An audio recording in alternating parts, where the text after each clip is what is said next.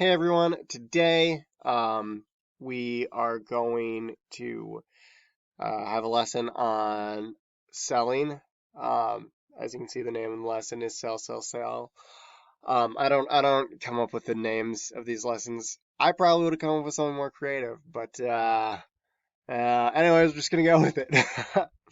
um, so our lesson objectives today is to learn about selling. We're going to learn about building connections with clients, and then we're going to learn. Why does that say four? This is three. Oops, I think I miss things like that all the time. We're going to learn financial terms. For discussion questions. Um, what are traits of successful people, and how can you build good relationships with clients? Okay, so without further ado, some traits of successful salespeople. So first of all, successful salespeople are good at networking. And what I mean by that is making connections. They're good at putting themselves out there, shaking hands. Well, hopefully shaking hands is a thing of the past. Sending emails, giving business cards out, um, and getting to know people that will, become potential clients or help them sell, and help them in their business ventures.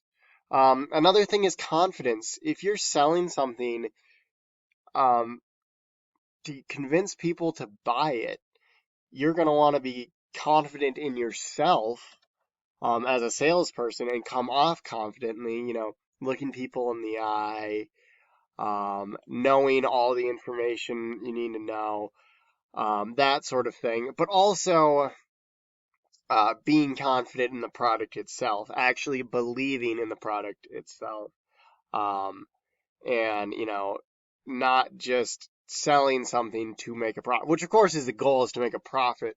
But it's a lot easier to convince someone of something when you believe in it too. So that confidence. Having enthusiasm. Yeah, that sounds cheesy, but it's true. No one, if you're, have your head down and you're just like, yeah, whatever, like buy my product, I don't care. Um, that's not a way to get people to buy something. You're like, no, you need to be enthusiastic about it. You need to be like, yeah, you should buy this product, and I'm super excited about it, and does all these things. A lot more people want to listen to that than someone who's just like, yeah, it's whatever, it's a product, it does, maybe you're selling a vacuum, yep, it cleans things. Like, no, this is an awesome vacuum because it can, you know, clean at whatever, and it can, make this dirty carpet look brand new, all the cheesy vacuum commercials you guys have probably seen. Um, Resilience. This is a really important thing, just kind of in life in general, but also in the business world. The ability to recover after failure. Let's say, you try to sell something, it could really, I mean, this could really apply to anything. You applied for a job, you didn't get it, whatever. Um, it can be hard. That can be really a bummer, but resilience is the ability to pick yourself back up and say, I'm going to try again. I'm going to keep going at this. Adaptability, your ability to go with the flow. Things change, especially in the business world, all the time. Maybe you're working with one client and that falls through. Now you're working with another client, and then you thought you were going to sell to this person, but now you're selling to this person. Just going with the flow. Just not letting that stuff get in your head and just be like, you know what? I came here to do this. I'm going to do it. All right. Building connections with clients, similar but different.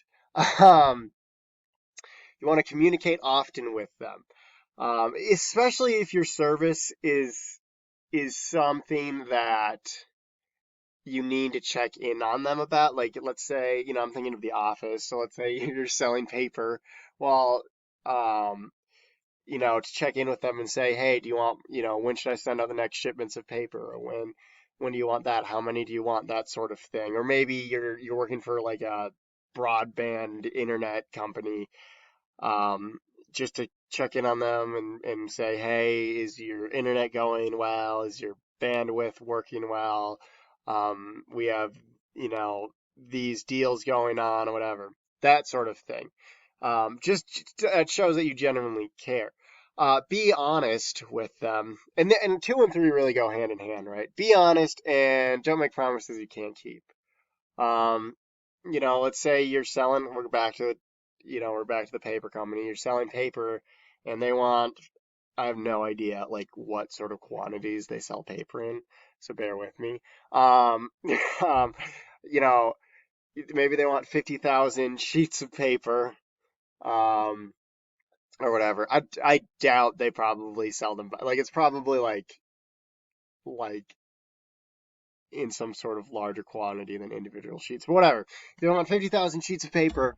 Um, and if you know that your company is too small, you're not going to be able to get, maybe they want it by like tomorrow. That's not going to happen. Just be honest with them. Just be like, hey, I'm sorry, but we can't do that for you. We can do it in this timeline. And sure, that's frustrating and difficult on the front end, but then that builds trust and it doesn't set you up for failure. Because if you had said yes anyways, even knowing that you couldn't have done it, well, then when you can't get those 50,000 sheets of paper on them, well, now you might possibly lose a client. Or even if you do lose them because you were honest, well, then it's a lot easier to get them back because they're like, hey, we've always been honest with you. Demonstrate your knowledge about the product. Vacuums. You're selling vacuums. To know all of the intricacies of the vacuum, to know where it works best, where it doesn't work super well, what it can be used for, the different sort of attachments and things for it. That's really powerful because they're going to have questions. And if you can't answer the questions, that doesn't make you look super good. And then this one goes without saying, but I think it should still be talked about. Just being polite. Um, in the business world and just in the world in general, um, it's easy to get annoyed. Maybe you're working with someone who you've been trying to sell this product to forever and they're not really budging and they keep asking what you perceive as kind of dumb questions. Don't show it. Just be polite. Just suck. Even if you're super annoyed, just go with the flow. Just be adaptable. Um, and make sure you're always being polite. Because again, the bottom line, you're trying to make a profit. People don't want to sell to rude people. People don't want to buy from rude people. You don't want to do business with rude people. Um, so yeah, that's pretty much all I have for you guys. There's a video clip here that goes over some of this stuff. It goes over this kid who's selling lobster roaches. It's pretty gross. I'm not gonna lie.